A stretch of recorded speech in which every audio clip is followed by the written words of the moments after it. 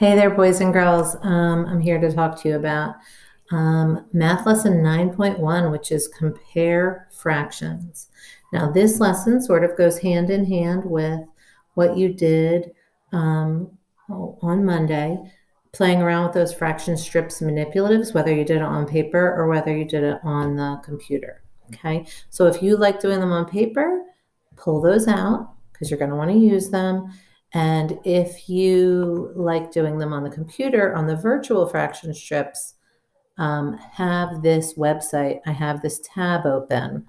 Now, something I did was when I was on this website, I hit this star here, which means it makes a bookmark. So these on top are all my bookmarks. I know a lot of you know about bookmarks already. They continue going all the way down here because I have a bunch of them.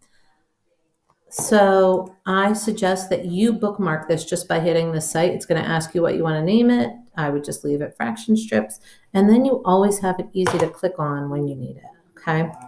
So I have both of those tabs open and I'm ready to go. So I am comparing fractions. Now these problems are from your book. I just typed them onto this sheet because I don't like how your book puts a lot of other stuff. I think it gets very confusing because there's just a lot to see and look at, okay?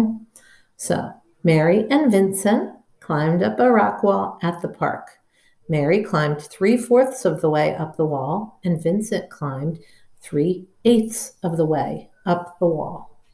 Who climbed higher? So it's important for me to find my important information. I know that Mary climbed 3/4 of the way up the wall. And since you guys know I like to write down information, I'm just going to have that there so I remember it. Mary climbed 3/4, and I know that Vincent, climbed 3/8. So because I know a Vincent, I'm going to call this one Vinny, okay? And I know he went 3/8, okay? Now I'm comparing these two numbers, 3/4 and 3/8. Check out what I can do with my fraction strips. I've got fourths and I've got eighths here. I'm going to put 1/4. That's really loud. I'm going to put 1/4, 2/4, 3/4. There's my 3/4. And now I want to compare it to 3/8. So now, I'm not sure why I didn't go up top there. I'm going to go to 3/8. So now I have 3/4 and 3/8. And I simply need to decide which amount is bigger. Because let me go back and check the question. I want to know who climbed higher, so I want which number is bigger. Which number from using your fraction strips is bigger? Now remember, we're not worrying about denominators here. We're looking at the actual length. So like from here to here, what length is bigger? And I'll put this up here just so we all understand what we're doing. Both of these fractions are less than 1, 3/4, 3/8. So I can clearly see from this that 3/4 is bigger than 3/8. So whoever climbed 3/4 of the way up the wall is the one who climbed the most of the way. So it is Mary climbed 3/4. So who climbed higher? Mary. And I'm so sloppy. Climbed higher. Okay. And if I wanted to be really ambitious, I could say Mary climbed higher because, I'm not going to waste time and do it, because 3/4 is greater than 3/8. Okay? So I know Mary climbed higher. All right. Hopefully that made sense. And let's move on to our next problem. Okay? See, that was pretty simple, hopefully. Let's read this next one. Students at day camp are decorating paper circles for placemats. Tracy, got an extra letter in there, finished 3/6 of her placemat. That's probably important. Tracy finished 3/6. Kim finished 5/6 of her placement. Who finished more? So I'm trying to figure out what's more, 3/6 or 5/6. I'm going to click back to my manipulatives. Okay, I'm going to get rid of all these. Put the 1 up there. Now I want you to make a prediction. What do you think is going to be bigger, 3/6 or 5/6? Now remember, we're working in sixths. Both fractions have the same denominator. So this one's a little different. It's comparing sixths to sixths. So in this case, I would look at the numerator. So let's go 3/6.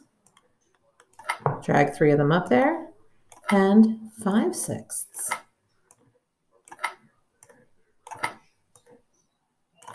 Which fraction is bigger, 3/6, 5/6?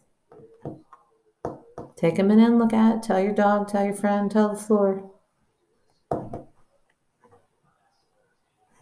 All right, hopefully you chose 5/6. And which person did 5/6? It was Kim. So we would say Kim finished more. It's hard to write with a mouse. Kim finished more. I'm trying to go quick. Kim finished more. Okay? Hopefully this is starting to make more sense. Let me erase this problem. We've got one more here to do. And then you guys, oh, I left that there from last week. And then you guys are going to do this on your own. Tracy and Kim are back again. Same kids from earlier. Tracy and Kim each had a carton of milk with lunch. Tracy drank 5/8.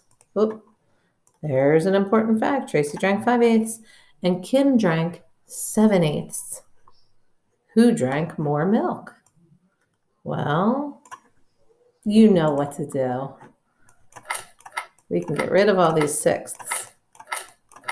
Should have cleared that out before I moved on. It would be nice if there was a clear button. Now I forget the numbers. 5/8, 7/8. Okay. Now again, this one has the same denominator again. All right, 5/8,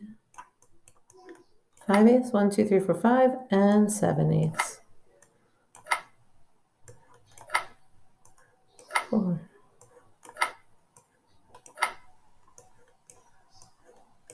1, 2, 3, 1, 2, 3.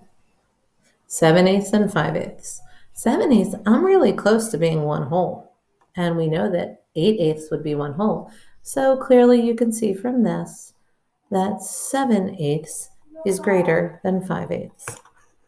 So who drank more milk? Well, we know Kim drank 7/8, so Kim drank more. And we have that explained part. Whoops. We could say because 7/8 is greater than, that's our symbol for greater than, 5/8. Okay, so you have page 511 in your math book to do. This is one of those, do the page and then take a picture and send it to me. Hopefully it will be easy.